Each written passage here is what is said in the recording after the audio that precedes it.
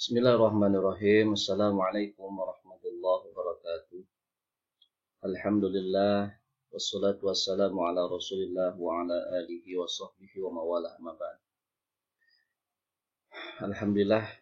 Puji dan syukur marilah kita panjatkan kehadirat Allah yang Maha Ghafur atas rahmat dan hidayahnya. Pada hari ini kita bisa melaksanakan pembelajaran PAI ya bersama Bapak. Mudah-mudahan kalian, anak-anak Bapak yang tercinta, dalam keadaan sehat walafiat dan ada dalam lindungan Allah Subhanahu wa taala. Anak-anakku yang tercinta, pada hari ini kita akan belajar PAI bab pertama, yaitu tentang mujahadah an-nafs atau istilahnya adalah kontrol diri. Namun sebelum kita masuk ke materi ini, terlebih dahulu Bapak ingin memperkenalkan diri ya. Bapak, nama Bapak sudah ada di sini ya, Muhammad Yusuf SPDI.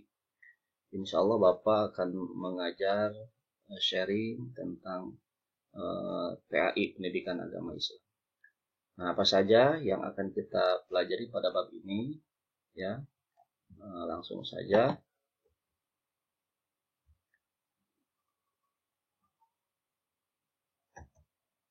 Nah, tujuan pembelajarannya yang pertama adalah diharapkan setelah Anda mempelajari bab ini, maka peserta didik ini mampu yang pertama adalah membaca Al-Quran Surat Al-Hujurat ayat 12 dan ayat 10, yaitu tentang kontrol diri, mujahadah an-nafs, prasangka baik, husnuzon, dan persaudaraan ukhuwah.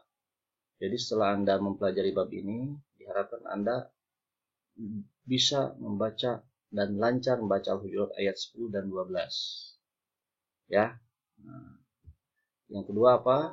Yaitu mampu menyebutkan arti Al-Quran Surat Al-Hujurat ayat 12 dan ayat 10. Jadi tidak hanya membaca Arabnya, tetapi bisa juga menyebutkan artinya. Gitu ya.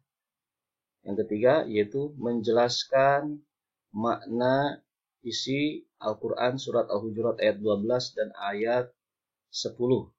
Nah, selain membaca, menyebutkan arti, juga Anda diharapkan bisa menjelaskan makna ya atau tafsiran dari kedua ayat ini. Kemudian yang keempat, nah ini adalah yaitu mendemonstrasikan hafalan Al-Quran Surat Al-Hujurat ayat 12 dan ayat 10 dengan lancar. Nah, jadi selain dibaca, disebutkan artinya, dijelaskan maknanya, Anda harus bisa menghafal kedua ayat ini ya. Ayat yang terakhir adalah diharapkan Anda bisa menunjukkan perilaku kontrol diri, mujahadah an-nafs, prasangka baik, husnuzon, persaudaraan, ukhuwah sebagai implementasi dari pemahaman Al-Quran Surat Al-Hujurat ayat 12 dan Al-Hujurat ayat 10 serta hadis terkait. Nah, yang kelima ini, nah ini adalah yang paling penting, adalah kita tidak hanya tahu teori, tapi harus bisa mengamalkan apa pesan dari Al-Quran Surat Al-Hujurat ayat 10 dan 12 ini. Baik, nah langsung saja kita mulai ya, yaitu ke Al-Quran Surat Al-Hujurat ayat 10, kita baca bersama-sama ya. Bapak akan mencontohkan cara membacanya ya. Baik, Al-Quran Surat Al-Hujurat ayat 10 ini ya, kita bisa membacanya dengan metode tilawah bisa, atau metode murotal, dua-duanya boleh begitu ya. Nah, tentunya kedua ini adalah diperbolehkan memakai lagu yang mana lagunya ini sudah disepakati oleh para ulama qiraat. Nah, di antaranya yaitu yang direkomendasikan ada lagu Bayati, ada lagu Hijaz, ada lagu Nahwan, ada lagu apalagi ya, Sika, Ciharka ya, dan lain sebagainya. Nah, baik anak-anak, langsung saja saya akan praktekkan ini ya. Mohon disimak baik-baik. Kita terapkan lagu Bayati saja ya. أعوذ بالله من الشيطان الرجيم بسم الله الرحمن الرحيم إنما المؤمنون إخوة فأصلحوا بين أخويكم واتقوا الله لعلكم ترحمون Shadaqallahul Azim. Nah, itu adalah contoh lagu bayati yang diterapkan pada Al-Hujurat ayat 10. Baik, sekali lagi ya saya contohkan. A'udzu billahi minasy syaithanir rajim. Bismillahirrahmanirrahim. Innamal mu'minuna ikhwatun fa aslihu baina akhawaykum wattaqullaha la'allakum turhamun. Shadaqallahul Azim. Baik. Allahumma arhamna bil Qur'an. Allahu a'lam bimuradih. Ya.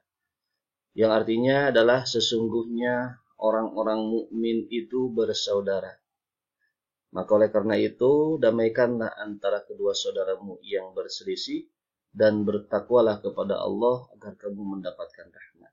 Ini arti dari Al-Quran surat Al-Hujurat ayat 10. Baik anak-anak, kita bahas dulu tajwidnya.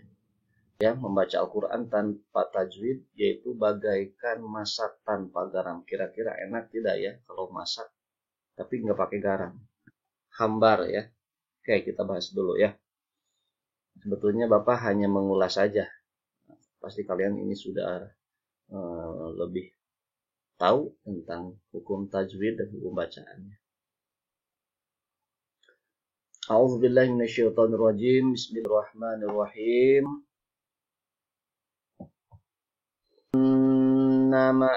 Nah, innama pada lafaz innama gunnah. Gunnah ini adalah artinya dengung. Nah, maka ketika kita wajib menekan pada huruf nunnya. Inna, menekan selama 2 harokat. Ya. Inna, ada berapa huruf gunnah? Ada 2, yaitu nun bertasydid dan mim bertasydid. Setiap kedua huruf tersebut ada tasydid di atasnya, maka hukumnya adalah gunnah. Gunnah itu dengung, jadi wajib dengung. Bagaimana cirinya dengung? Ketika menyentuh hidungnya ini pasti ada getaran. Gitu. Ketika ada getaran berarti sukses, itu gunnah. Innamal. Nah, ini bukan matobi'i tapi langsung ke sini adalah innamal, yaitu huruf alif lam qamariyah. Kalau di sini salah, alif lam syamsiyah. Alif lam qamariyah. Nah, kenapa alif lam qamariyah? Karena setelah alif lam ada huruf mim. Ada berapa hurufnya? Alif lam qamariyah hurufnya yaitu ada 14. Dikumpulkan dalam satu kalimat yaitu idri hajaka wa khaf aqimah. Jadi alif lam qamariyah ini dibacanya jelas. Lamnya dibaca jelas. Innal, nah, gitu ya. Innamal mu'minuna, nu adalah hukumnya mad tabi'i. Kenapa? Karena domah dengan waw sukun atau waw mad. Huruf mad tabi'i ya ada 3. Huruf mad tabi'i ini ada 3. Yang pertama fathah menghadapi alif, kasroh menghadapi ya mati, dan domah menghadapi waw mati. Innamal mu'minuna. Nah, nu ini panjangnya 1 alif atau nuna ikhfa. Kenapa ikhfa? Karena ada domain bertemu dengan huruf fa. Nah, ini masuk mati dan tanwin. Hukum nun tanwin ada berapa? 4. Ada ikhfa, izhar, iqlab, dan idgham. Gitu ya. Nah, ikhfa adalah salah satu huruf nun mati dan mim. Ini paling banyak hurufnya, ada 15 ya. Ikhwatu fa aslihu. Apa hukumnya? Yaitu kenapa? Karena domamu dengan waw sukun. Aina apa? Madlin, betul. Nah, madlin. Madlin ini artinya mad itu panjang, lain itu lunak. Jadi membacanya panjang lunak gitu. Ada berapa hukumnya? Hurufnya ada 2, yaitu fathah bertemu ya mati dan bertemu dengan waw mati. Baina akhawaikum, akhawai sama madlin juga. Kenapa? Karena fathah bertemu dengan ya mati. Kum apa? Nah, ini yang disebut dengan izfawi. Apabila hukum mim mati bertemu dengan seluruh ya kecuali mim dan ba, maka hukumnya adalah izhar sapawi. Bagaimana kalau ini mim bertemu dengan waw, jelas izhar sapawi. Bagaimana kalau mim mati dengan ba, maka hukumnya adalah ikhfa sapawi. Bagaimana kalau mim mati bertemu dengan mim? Nah, itu namanya adalah idgham mimi atau idgham mutamatsilin. Wattaqullah, taqullah. Nah, Allah ada hukum apa saja? Pertama ada huruf lam samsiyah. Ini lam samsiyah bertemu dengan lam jalalah. Nah, kemudian yang kedua ada hukum mad asli atau mad tabi'i. Ada juga yang mengatakan ini adalah hukumnya mad lita. Mad pada lafaz Allah itu adalah untuk mengagungkan asma Allah. Makanya disebut dengan mad lita. La'allakum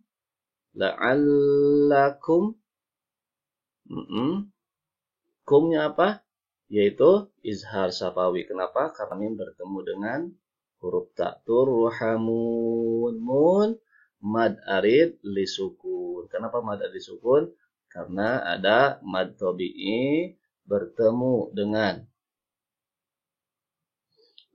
huruf hidup di akhir kalimat, kemudian baik anak-anak yang Bapak cintai, kita baca Al-Quran surat Al-Hujurat ayat 12-nya ya. Baik, Bapak akan baca dulu. Kalau tadi kita memakai lagu Bayati ya. Sekarang kita coba memasukkan atau menerapkan lagu Nahwan. A'udzu billahi minasy syaithanir rajim. Bismillahirrahmanirrahim. Ya ayyuhalladzina amanu jatanibu katsiran minadh-dhann inna ba'dadh-dhanni ithmun wa la tajassasu wa la yaghtab ba'dukum ba'dha ayuhibbu ahadukum ayyakula lahma akhihi maytan fakarihtumuh wattaqullah innallaha tawwabur rahim. Shadaqallahul azim. Baik, Allahumma arhamna bil Quran. Sekali lagi ya. A'udzu billahi minasy syaithanir rajim. Bismillahirrahmanirrahim.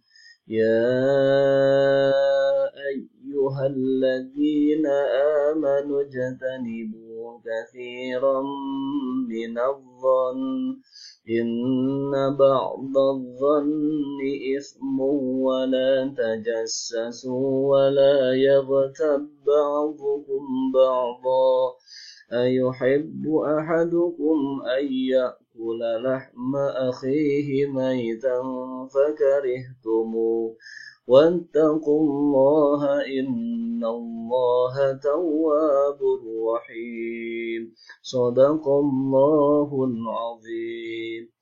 Baik anak-anak, cukup sekian dulu ya.